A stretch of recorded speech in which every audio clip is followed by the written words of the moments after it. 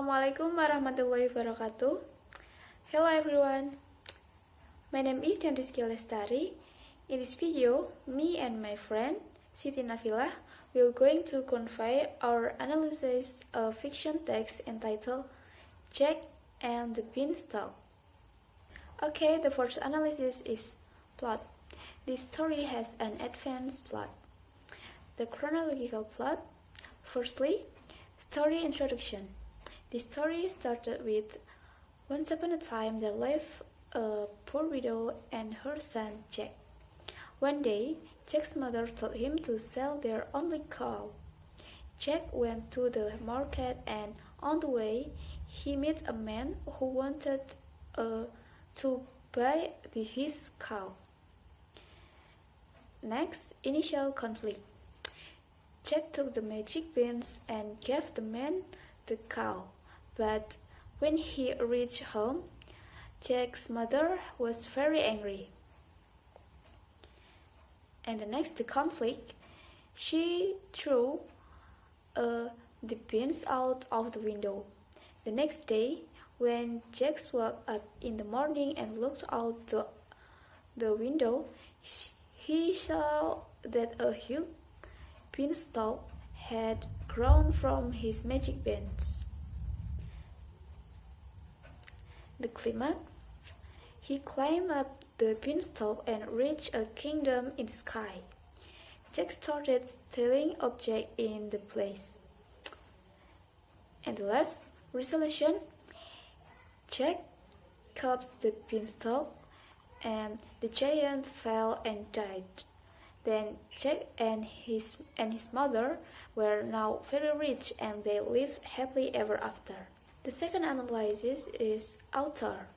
The author of this story is Flora Annie Steel.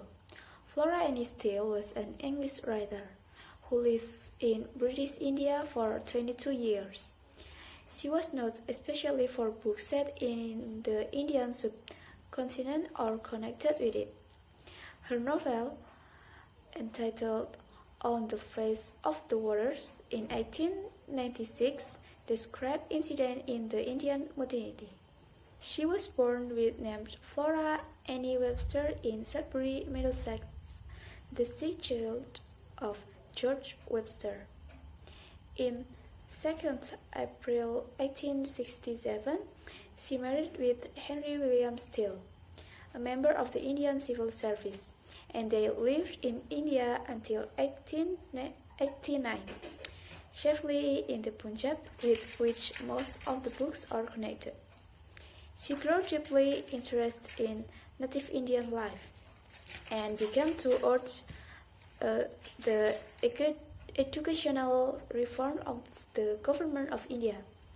Flora Annie Steel became an inspectress of government and aided school in the Punjab and also worked with John Lockwood Kipling, Rudyard Kipling's father, to foster Indian arts and crafts. When her husband's health was weak, Flora Annie Steel took over some of his responsibility. She died at her doctor's house in Minchin Hampton, Gloucestershire on 12 April 1929.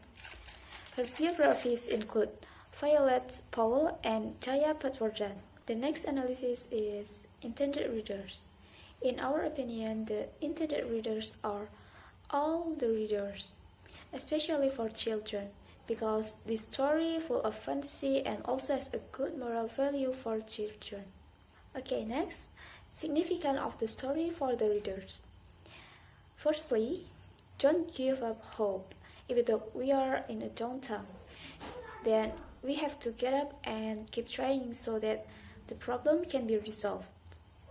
Second, we must be careful under any circumstance. Do not dare to make decisions that only hear something that is considered to interest us.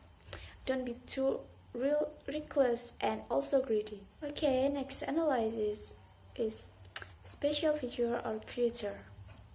The special figure on this story is Jack, because Jack characters often appears in the story. Okay, that's enough from me. The next analysis will explain with my friend Siti Nafila. Thank you. Wassalamualaikum warahmatullahi wabarakatuh. My name is Siti Nafila and my student number 120. I will continue the explanation from Badian, analyzing fiction text by Flora and Steele. The first, character and characterization of short story. For Jack is innocent and brave, and Jack's mother is grumpy, and the giant's wife is good, and the other of giant is evil. The next, purpose of the story. The story is full of fantasy and would hardly happen in the real world these days. So the story was created with the aim of entertaining the readers. However, details of the story may be inspired by real life. Issues relevant to the story. We analyzed the story from Flora and Steele. She retold the story according to her fashion. The story has been published for a long time, and many authors have also retold this story. The original story depicts a hero who earns sympathy from a man's wife, hides in his home, robs her, and eventually kills her. In the moral version of Tabard, a very lady explains to Jack that the giant had robbed and killed his father, justifying Jack's action in retaliation. Andrew Lang follows this version in the 1890 book of the Red Fairy. Jacobs provides no justification because there is nothing in the version he heard as a child and states that the children know that robbery and murder are wrong without being told in fairy tales, but gives a subtle retributive tone with reference to the previous giant food of stolen cows and children. Many modern interpretations follow Tabard and turn the giants into criminals, terrorizing the little people and stealing from them, so that Jack becomes the legitimate protagonist. So, in our view, after seeing several references like the one I explained, maybe the meaning of the story could be related to real life. For example, every crime will definitely to be exposed. And it could also be that if someone experiences evil, they will retaliate of or fight against it. And the last, the way of the author writes the story. The author tells the story in an advanced plot, like the verse, starting from the introduction of the story, second, the beginning of the conflict, third, the conflict, and then the climax, and the last, the ending with the resolution. Okay, that's enough for me. So we are really sorry if you made a mistake. Thank you very much for your attention. Wassalamualaikum warahmatullahi wabarakatuh.